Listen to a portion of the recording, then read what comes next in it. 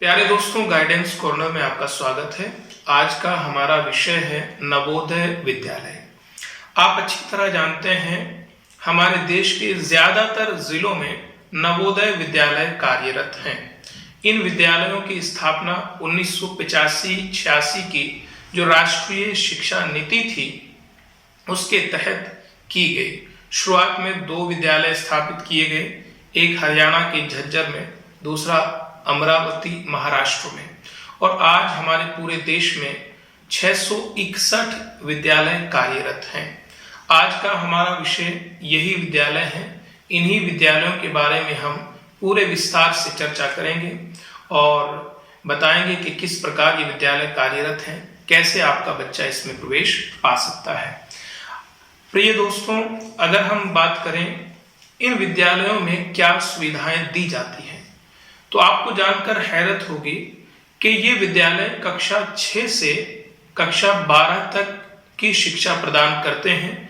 और इन विद्यालयों में अगर एक बच्चे का प्रवेश हो जाता है तो आप ये समझिएगा कि जब तक वो बच्चा उस विद्यालय में रहेगा, उसका रहना, खाना, पीना, पढ़ना, लिखना, यहाँ तक कि स्टेशनरी, टूथपेस्ट से लेकर पेन तक विद्यालय के द्वारा प्रदान किए जाते हैं।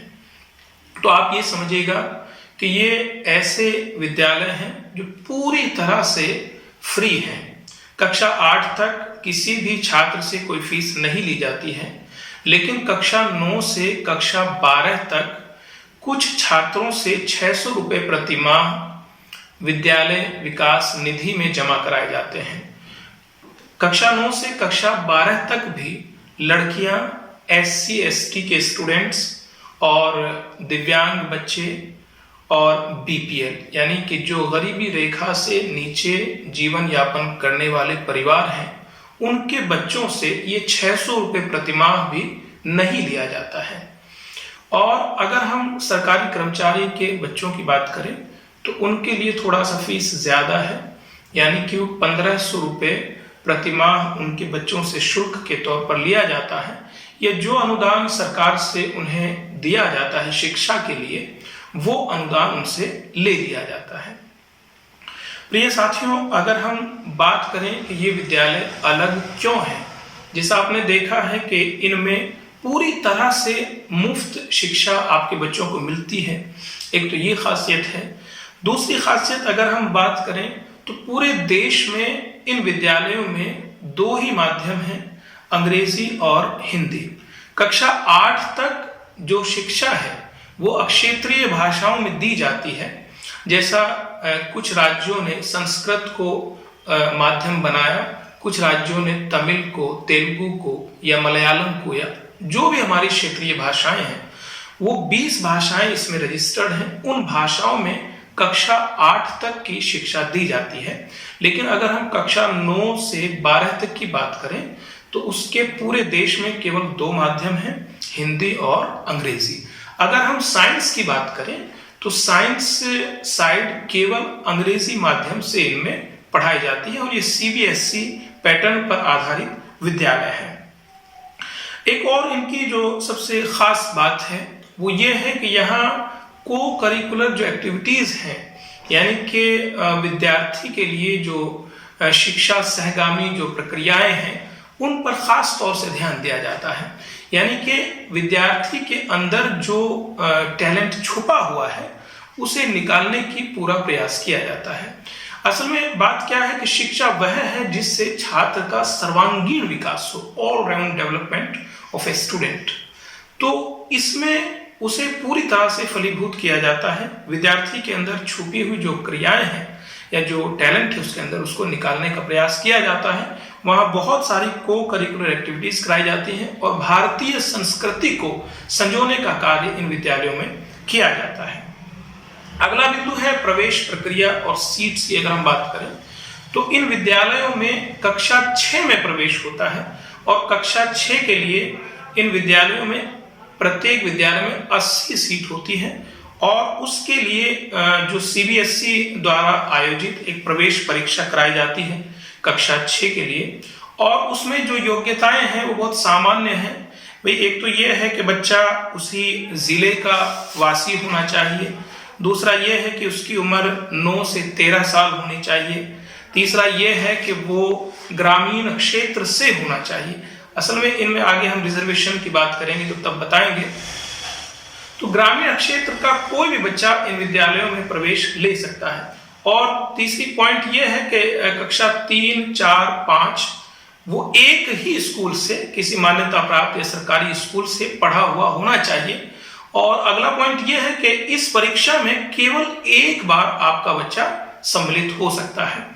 अब अगर हम बात करें कि प्रवेश परीक्षा में क्या क्या आता है, तो प्रवेश परीक्षा इस प्रकार की आयोजित की जाती है कि जिसमें किसी भी बच्चे को तराशा जा सके, छांटा जा सके।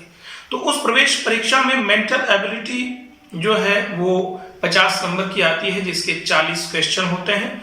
दूसरा मैथमेटिकल पोर्शन यानी अर्थमेटिक, उसके 25 नंबर होते हैं, 20 क्वेश्चन आएंगे। और तीसरा होता है लैंग्वेज, उसके भी 25 नंबर होते हैं और उसके 20 क्वेश्चन आते हैं। और ये 2 घंटे का पेपर होता है जो बहुत आसान होता है। कोई भी बच्चा अगर थोड़ी सी तैयारी करेगा अच्छे से तो वो इसे निकाल सकता है। तो इस प्रवेश परीक्षा के आधार पर इनमें प्रवेश दिया जाता है। फिर एक प्रवेश और होता है, कक्षा 9 में भी होता है, लेकिन कक्षा 9 में प्रवेश तब होता है अगर कोई बच्चा वो सीट छोड़कर चला जाए, यानी कि अगर कक्षा 9 में 9 तक कोई सीट खाली हो जाती है तो उसमें प्रवेश होता है, जो विद्यालय वक्त वक्त पर निकालते हैं। उसकी भी प्रवेश परीक्षा आयोजित की जाती है।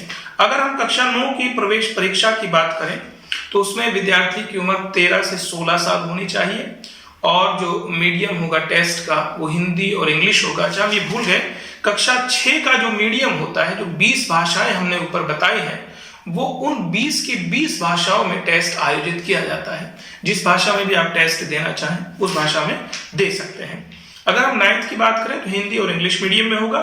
इसमें इंग्लिश 15 नंबर की पूछी जाएगी, 15 नंबर की हिंदी होगी, मैथमेटिक्स होगा 35 नंबर का और साइंस होगी 35 नंबर की। इस तरीके से 100 नंबर का ये पेपर होगा जो 2.5 घंटे का होता है। और ये जो भी नवोदय विद्यालय है या जरूरत के हिसाब से अगर स्टूडेंट ज्यादा है तो वो कहीं और भी सेंटर बना सकते हैं। तो 9वीं के प्रवेश की ये प्रक्रिया है। और आगे चलकर कुछ सीटें अगर खाली होती हैं तो कक्षा 11 में भी प्रवेश दिया जाता है। उसके लिए टेस्ट कंडक्ट नहीं कराया जाता, बल्कि मेरिट के आधार पर आपके बच्चों को प्रवेश दे दिया जाता है अगर सीटें खाली रहती हैं तो। लेकिन जो मेन है वो हम बात कर रहे हैं कि वो कक्षा 6 में प्रवेश यहाँ मेन होता है। अगर हम बात करें रिजर्वेशन की तो सबसे पहला जो मुख्य बिंदु है वो ये है कि ये विद्यालय गांव देहात के लिए खड़े किए गए थे। तो इसमें 75% आरक्षण है वो गांव के बच्चों के लिए है। इसमें एक चीज और है कि कोई भी बच्चा अगर इसमें बैठता है प्रवेश परीक्षा में तो वो गांव के ही किसी स्कूल से पढ़ा हुआ होना चाहिए।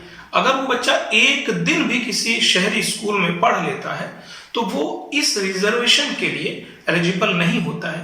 25% शहरी आबादी के लिए इसका रिजर्वेशन होता है और 75% गांव के लिए, यानी कि 60 सीटें गांव के विद्यार्थियों के लिए आरक्षित रखी गई हैं। इसमें पहले ओबीसी का आरक्षण नहीं था, लेकिन 2020-21 यानी पिछले सेशन से ओबीसी का भी इसमें आरक्षण लागू हो गया है। तो यानी कि इसमें 27% ओबीसी को भी आरक्षण है, 15% एससी को और 7.5% एसटी को, और इसके अलावा 3% जो दिव्यांग बच्चे हैं उनके लिए आरक्षण है। और एक सबसे बड़ी खूबी ये है कि इसमें 1/3 यानी कि 1/3 सीटें लड़कियों के लिए आरक्षित की गई है। प्यारे दोस्तों, ये विद्यालय जमीन पर इस तरह से काम कर रहे हैं कि इनके फॉर्म जब निकलते हैं, आमतौर से नवंबर-दिसंबर में फॉर्म आते हैं, तो वो फॉर्म नवोदय विद्यालय बीआरसी जो ब्लॉक रिसोर्स सेंटर होता है उस पर भेजते हैं। उसके बाद वो एनपीआरसी जाते हैं और एनपीआरसी से स्कूलों तक पहुंचते हैं और वो फॉर्म वहां से कलेक्ट होके, जैसे आजकल ऑनलाइन जमाना है तो ये फीडबैक लिया जाता है कि किस स्कूल से कितने फॉर्म भरवाए गए हैं। तो ये एक बहुत अच्छा सिस्टम है जो नवोदय विद्यालय संगठन इस देश में चला रहा है। प्यारे दोस्तों, आज की ये वीडियो हमारी इसी विषय पर थी। अगर आपको लगता है कि ये वीडियो आपके लिए जरा से भी फायदेमंद है तो आप इसे दूसरों तक शेयर कीजिए और मेरा हौसला बढ़ाने के लिए इस हमारे चैनल गाइडेंस कॉर्नर को सब्सक्राइब कीजिए। बहुत बहुत शुक्रिया। जय हिंद।